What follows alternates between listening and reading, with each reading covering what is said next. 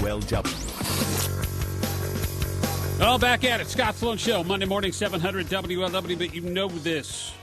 You know this. We got lots planned for the show today, believe it or not. Unusually well-planned show today. Normally, not so much. Get through about 15 minutes. The other, 2 hours, 45 minutes is just BS. But anyway, you may ask yourself, what's up with all these religious freedom bills in the South? For example, North Carolina and now South Carolina moving towards issues with transgendered restrooms, which is one I could never really understand. Mississippi has a law that now protects wedding DJs, cake bakers, and adoption services. And Tennessee, throwing their hat into the ring, protecting therapists. Joining me on 700 WLW, fresh off a speaking tour of the South, which should be rather interesting, is Callie Wright. Callie's transgender, identifies female, and runs the Gaytheist Manifesto podcast here in Cincinnati. Good morning, Callie. How are you? Hey, Steve. Thanks for having me. Yeah, it's good to be here. Most people wouldn't. I think most people wouldn't deny service to someone. I think most Americans are kind of let live and let live. You know, I don't care what you do as long as it doesn't unfairly impact me. What's behind Southern states, in your opinion, in adopting these policies now that you just came back from speaking down there? Honestly, excuse me. I think a lot of it is sort of. We're out of the ability to fearmonger over gay people getting married. So I think that's just kind of the next thing. I think there's a lot of ignorance surrounding, what it means to be transgender, who trans people are, and that kind of stuff. So I think it's very easy to paint us as being the other and as being predators and as being, these people who live in shadows and we don't know what they're up to. Because, if you look at the bill in North Carolina, they snuck a lot of other things under the radar about minimum wage and that kind of stuff, and prohibiting local municipalities from making their own laws too. So it's not even just about us, even though I think that's kind of the main issue. But I think it's sort of a convenient excuse to sort of paint us as the enemy, so they have somebody to to yell at and blame. Well, yeah, and I think that's two really good points there, Callie. Is number one is I don't think there's ever been a bill passed by any legislature at the state or federal level anyway that didn't have a bunch of stuff in it totally unrelated to the issue at hand. And number two is you always need an enemy. You always need somebody to be afraid of. I mean, personally, I think between terrorists and street violence and the economy and this, I got enough on my plate to worry about. I don't have to worry about people like you. I could not agree more. I got plenty of stuff I can worry about. You're not even on the radar, Callie. Absolutely. Well, and the thing is, there are hundreds of municipalities and even several states who have inclusive laws that actually protect people like me. And the problems have just not materialized. Yet still, if you go, there was a study of trans people in Washington, D.C., who, they asked, have you had problems in bathrooms? And it's the number is up near 70% of people still experience harassment in bathrooms, even with these inclusive laws in place. And yet still, I've yet to see a single case of a trans person harassing someone in the bathroom, or even someone pretending to do something nefarious. The problem just doesn't materialize when these inclusive laws are passed. Well, I've been in bathrooms. I've been potty trained now for well over a year, and going into bathrooms. I have never, ever. Normally, you walk in a guy, and ladies, guys know this, but ladies, you go to a men's bathroom, okay, it's eyes forward, straight ahead. You look at the wall in front of you. You've never admired tile work or wallpaper more than when you're using a urinal. There's no one checking a look. No one's checking at the door to see if you have a penis, peni, vagina, whatever it is. You do your business and you leave, especially if someone's in a stall dumping a load, then you really hurry up. So I don't know about female restrooms, though. Is there some sort of body check going on, Callie, when you, as a woman now, formerly a man, walk into a women's restroom? No, there isn't. Well, then why is this an issue? It's the stupidest thing I've ever heard. No one's checking your junk at the door. Well, the really scary thing is that there are places where they're actually trying to make that a thing. There was a bill in South Dakota that was almost passed that actually gave school administrators the right to inspect a child's genitals if they, quote, weren't sure. Jesus. Really?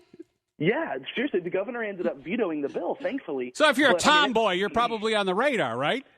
Well, and that's actually happened. There was someone who was violently thrown by a security guard out of a restroom who was a cisgender woman who just, happened to have short hair and looked a little masculine because the security guards thought that she was a, quote, man in the woman's restroom. I mean, literally grabbed her by the clothes, tossed her out on her face. And again, the other thing, too, here is a lot of the rhetoric going on with this is Franklin Graham, son of Billy Graham, said relative to North Carolina's Public Facilities Privacy and Security Act, what we're talking about, which bans people from using bathrooms that don't correspond with their biological sex, says this, quote, it protects women and children against sexual predators. If we can only save one children, and every time anyone says we can save one children, I know it's bad law or bad proposal, and that the worth of the children are paramount in this case. Do we have cases where you have transgendered people like yourself? I mean, is the whole reason you're doing this so you can go in and essentially molest children? Right. I mean, you would think so if you listen to these people. But the thing is, if I'm in a bathroom, if there's a trans person in a bathroom, there is one person in the bathroom who has a legit reason to be nervous about that. And that's us. Mm-hmm. Trans people are regularly assaulted physically in the bathroom, let alone harassed verbally. I mean, I've had things said to me. Luckily, I haven't had violence perpetrated against me, but I know lots of people who have. And if you look, there was an investigative journalist who actually called police stations in states and cities where they have these inclusive bathroom laws, and they tried to find a case where the worst has happened, and they weren't able to find one.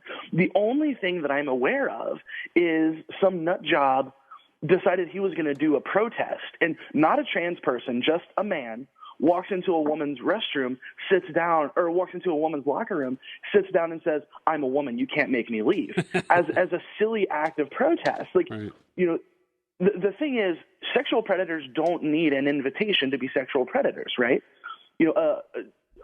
Someone all of a sudden passing some inclusive law is not going to say, oh man, you know what? I was just waiting for them to pass a law that says that this can happen, so it makes it a little easier for me to go in and hurt people. Right. That's just not how that works.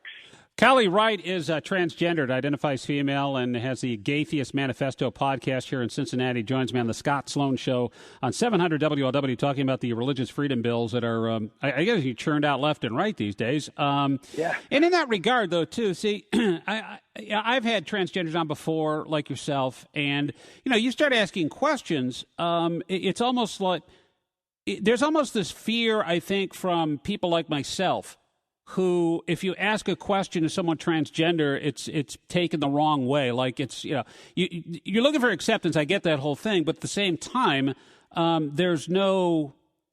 I get a sense that you can't ask proper and correct questions. Like, for example, when it came to the Caitlyn Jenner thing, I'm confused about. Well, I'll give you. Let me back up. For those who saw 60 Minutes last night, it was a great story on a Harvard swimmer who was recruited as a female.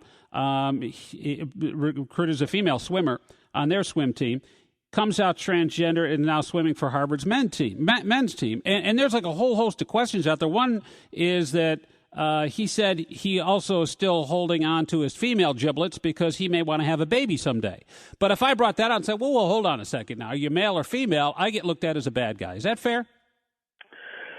Well, I mean, it depends on the context, because well, the context is I'm confused. It's like, okay, if you want to be a man like a man, all right, you're giving that up to have a baby. But wait a minute, I want to hold on to those parts. I don't understand how that works. If you got a JJ, but you identify as a man and you still want to have a baby, that's reserved only for females. But you identify as. I'm just confused about the biological versus, I guess, the physiological aspects of that. Well, it's a fair curiosity to have, right? But and I don't mean it mean. I think most people don't mean it mean-spirited, right? That's what I'm saying. It's like if I got a legitimate question, I get beat down like as a transgenderphobe or a homophobe or whatever it is, and I'm not. I just you have questions. What's wrong with that? Well, I think it's also a little unfair to feel like someone is obligated to answer questions about their genitals to you. Because at the end of the day, that's not really what it's about for many or most of us. I mean, there are lots of trans people who don't even pursue hormone replacement therapy, let alone surgery. Right. So that's, surgeries and physical transition and that kind of stuff, that's not really what it's about. I mean, if we're talking about athletics, obviously there are extra questions there about, fairness and the physical difference between, cis men and cis women with muscle mass and bone density and all that kind of stuff. And all that research is out there. I mean, those questions have certainly been answered. And then there are people like myself. I mean, I do a podcast every week. I go and speak in front of people, and I invite people to ask me those kinds of questions. Perfect.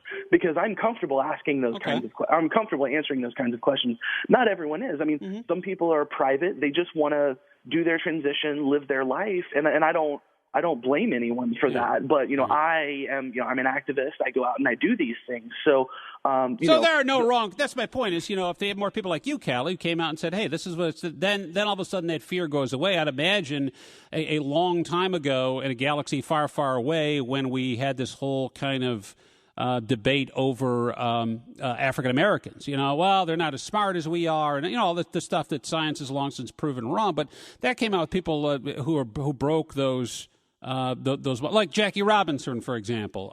Individuals like that came out in the civil rights movement that said, hey, you know what? People are people. It's just a skin color issue. There's nothing inherently different inside about that particular individual. And I think the same is true with transgender, like yourself, but we need more people coming out and saying, hey, you know what, it's perfectly normal, and answering those. I think they're legitimate questions. They're not meant in a malicious way, and, if you're uncomfortable answering it, I get that whole thing, but, until a lot of straight people have those questions answered, I think, you continue to live on the margins. That's fair. Well, kind of. I mean, for me personally, I am relatively privileged for a trans person. I have steady employment. I have a job where I make a halfway decent amount of money. I have a supportive friend and family structure. I don't struggle daily with any sort of mental illness or anything like that. There are lots of people in our community for whom the daily fight is survival. They don't have the ability, mentally or financially to spend time educating other people because they're worried about where they're going to eat, their next meal from. So I mean, I understand what you're saying, and I don't completely disagree, but there has to be, seeing the other side where, people have to. There has to be kind of a meeting in the middle. You have to do a little bit of research. Like if you have these questions, almost everyone has the internet. Use the Google. Use the Google. That's a good point. Google it. Yeah. And then, and if you want to know what it's like to be a trans person, I mean, the makeup of my genitalia is so little of my experience as a trans person. I mean, I'm comfortable having that conversation because I think it's important for people to understand what a physical transition means for someone who is able to get it. Yeah. But I would rather talk about issues with employment because trans people are chronically underemployed. Trans women of color face horrifying levels of violence, far disproportionate to even trans people like me, let alone the general population. 44% attempted suicide rate, that's 8 times worse when their families don't accept them, things like that. Those are the important conversations to have in my mind. It's not necessarily about someone's genitalia, if you know what I mean. Right. But then again, as guys, most guys who used to be a guy spend a lot of time thinking about their genitalia and things to do with their genitalia. So I think it's Callie Wright on the show here with Sloan on 700 WLW. The government, and this is kind of funny because the Deep South tends to be more conservative, which I find kind of funny because government works best when it stays out of the way. That's my opinion. In conservatives are for limited government. How in this regard is this not only limited government, but also how is this pro-business as Republicans tend to be? Because I see it as not true either way. I think this is anti-business, and I think it's rather. I think this is going beyond what government should be doing. No, I completely agree. I mean, you and I probably have lots of differences politically, but one of the things that I definitely agree with you on is that the government, as much as possible, should stay out of people's personal lives, and all of these bills, and there are hundreds in consideration across various state legislatures in the country. These bills are very directly the government telling you what you can and can't do with your personal life or what you should and shouldn't do with your personal life. So, I agree with you. I think it's talking out of both sides of your mouth. It's, I want the government out of my life, But there's this other group of people that I don't understand and fear a little bit, and I definitely want the government in their lives. Yeah. It just, the whole thing adds to gross inefficiency in the marketplace. In that, for example, in Tennessee, they have this law that's going to protect therapists, and which totally conflicts with their code of ethics. But that aside, therapists then can deny counseling to heterosexuals, transgender, atheists, adulterers. I mean, you could go down the list of who offends you, and then, you have to go shopping around. It's already a pain in the ass to get a doctor's appointment. This doesn't make it any easier. Well, yeah, and especially, in a place like that where if you're able to find someone who has experience in gender issues, obviously I think someone who has experience in gender issues is probably not going to be the same one who, turns someone away because they're trans.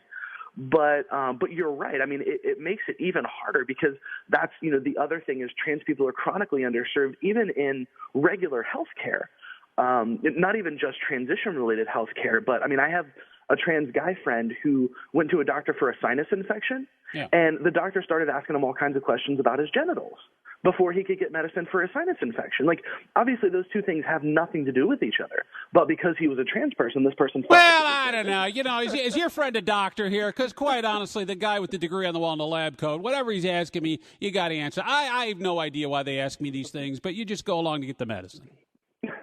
It could be important. There could be contraindications. That's a fancy word. Well, that's why you say, okay, these are the medications that I'm taking, right? And then that's all fine, and that's fair because one of the hormones that I take is also it also doubles as a blood pressure medication. So surgeons will want to know that if I go in to have surgery and that kind of stuff. Like, that's fair. But, some of these medicines, I know you watch like TV and they go, oh, this is, it makes your eyebrows fuller, but it could cause you to grow a third nipple in your forehead, and all these other things that have, it's like, why would I take this for thicker eyebrows? I could grow a third nipple. But anyway, Callie Wright, thanks for joining on the show this morning, and appreciate the time here. And the podcast is the Gaytheist Manifesto, which, it's got to be difficult being transgender in the first place, but also being an atheist also adds to the mix as well. Yeah, it's an interesting combination. It really? Are you vegan too? I mean, how many wars do you want to fight here? No, I'm not. Okay. I used to be, which probably isn't surprising. All right. Hope to have you again. Thanks again, Callie. Be good. Thank you, Steve. You too. Yeah, there you go. It's the Steve Sloan Show here on